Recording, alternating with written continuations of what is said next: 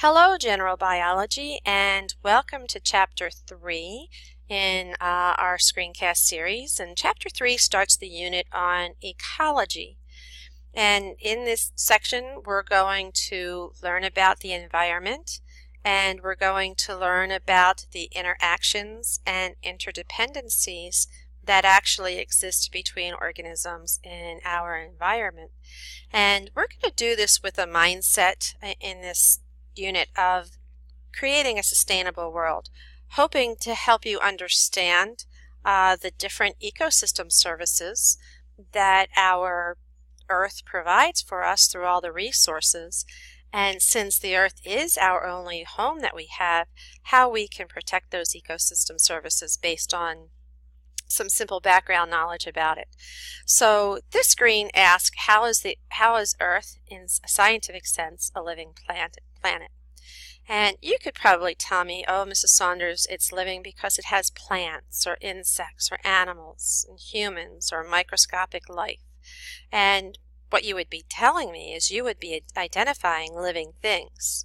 And those living things do have a role in the planet. They have a job, a niche. The insects, for example, can act as decomposers, and they can break down dead, decaying organisms. And that would be an ecosystem service that they would provide for us. But it's living. It's a living system. It's a living thing. And that's not necessarily what makes it a living planet. What makes it a living planet is this sentence down here. And that is that the interactions and the interdependencies that exist between organisms and their non-living environment is what makes the planet living.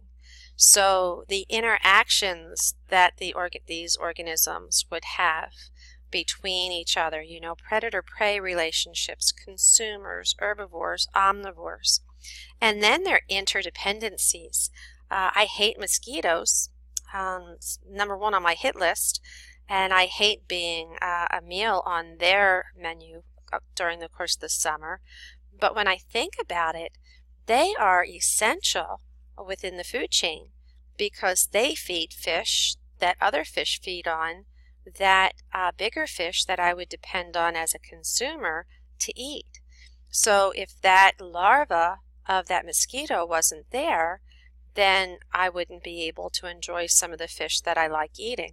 So there is an interdependency, even if we don't like to admit it or like it at all. So that's what makes it a living planet. We also have to keep in mind that the Earth is a closed system. And what that means is that matter and energy are recycled within that system. The only thing that really leaves is heat. That's the only thing that we really lose. But overall, everything else, anything that consists of matter, is recycled within our system of the Earth. So it's those interactions and interdependencies. So in this chapter or section, we're going to look at the key concepts of what is ecology. We're going to define ecology as the scientific study of interactions among organisms and between organisms and their physical environment. So that goes to say their interdependencies with the non-living. So the area that we live in this Earth, is termed the biosphere.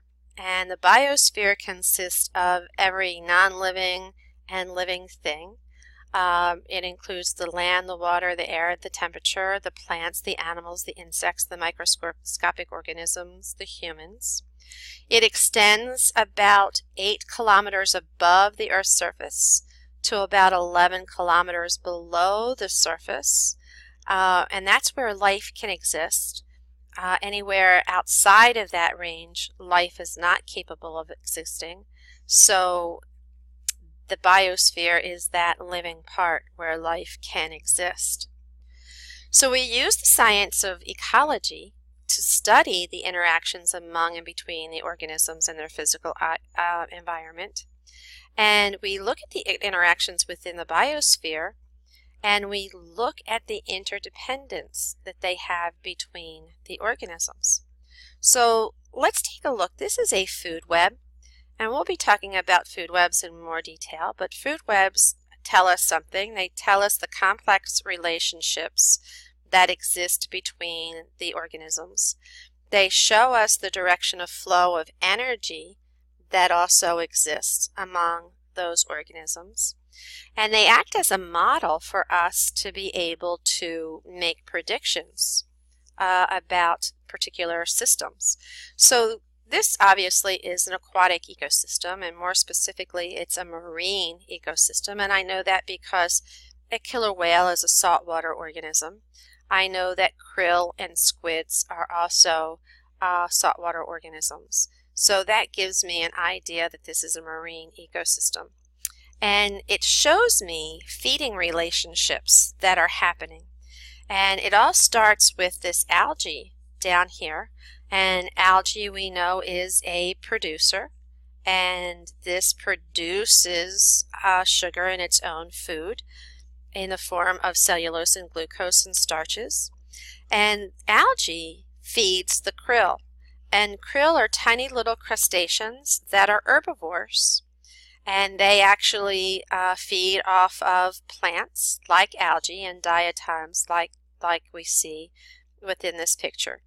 And when we see this krill, these arrows that we see coming from it are all of the organisms that eat the krill.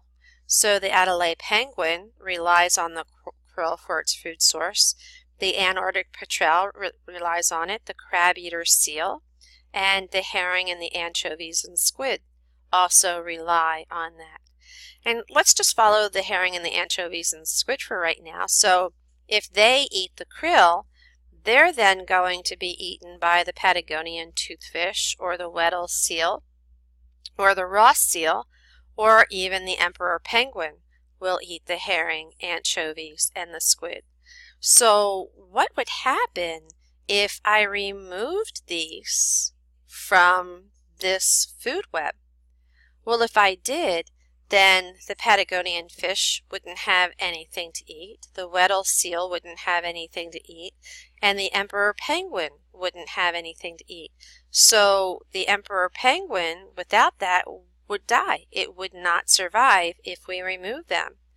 Well, then that's going to cut down on the food that's available for the leopard seal, because we're taking two of the things that the leopard seal depends on. Oh, and look, even three of the things that the leopard seal depends on. So if we're taking away three of its primary food sources, then there's going to be a lot of competition for food and probably less leopard seals because their food supply has been reduced. So this is what ecology does. It looks at these models and it says, hey, what if we were to change it this way or that way? And it can make predictions of what would happen to those communities and those ecosystems. So one of the things that we're going to talk about as far as the characteristics of life is that organisms respond to their environments.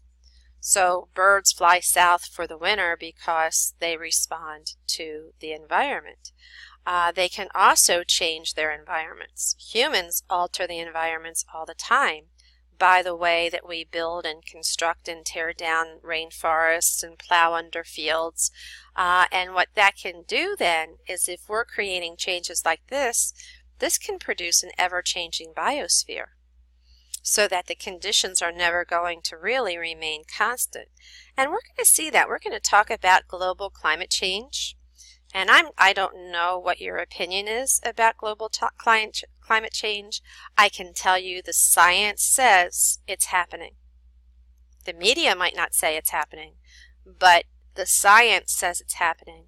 And there are many scientists that didn't believe it before that have now changed their mind, and they're saying the evidence is insurmountable, that there is change going on, and we are experiencing that change at a very rapid rate right now.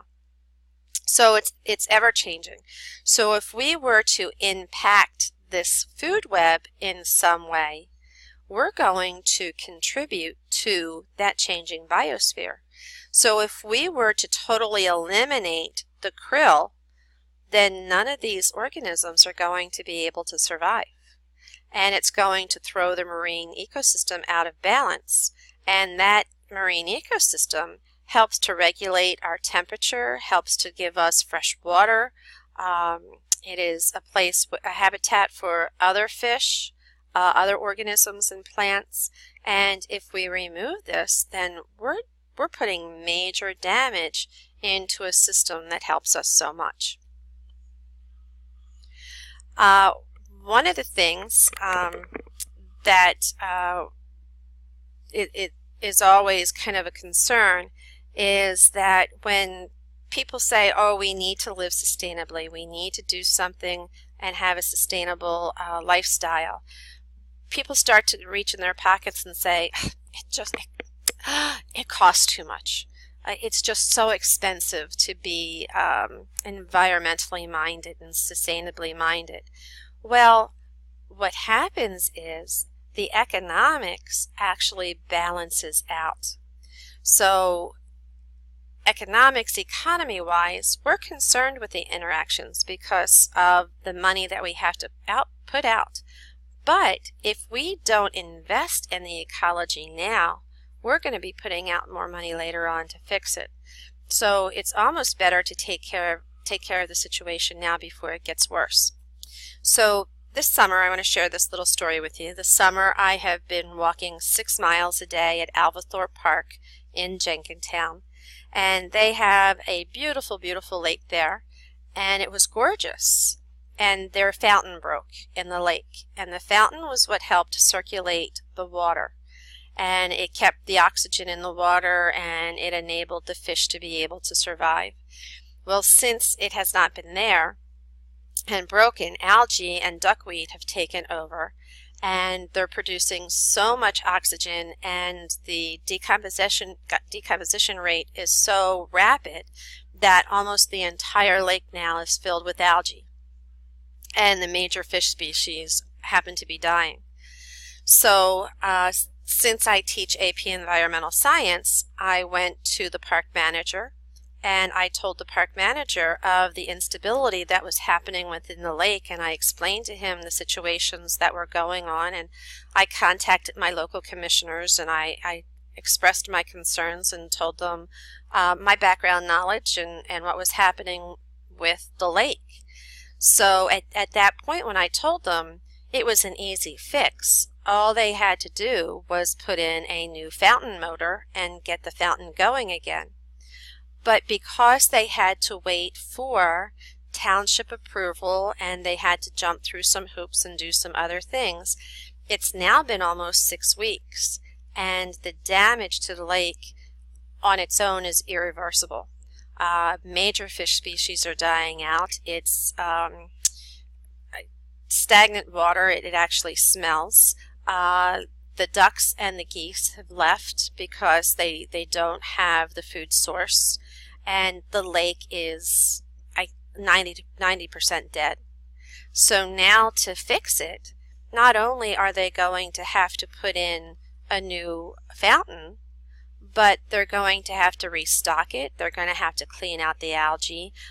They're going to have to put so much more money into fixing it than had they just approved the fountain to fix the problem.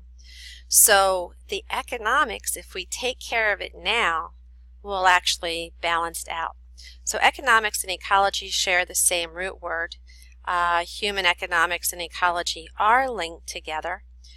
We live within the biosphere and depend on all of those ecological processes. And I'm going to put the word back up again, ecosystem services that it provides. And this is flood control and pesticides and fresh water and all sorts of wonderful services that it gets, that we depend on those processes for food, for drinkable water, and we can sell all of that. It's bought and sold for money, and it plays an important role on the economy. So we can work out the systems and still be able to thrive economically. All right, we're coming to the end. See you.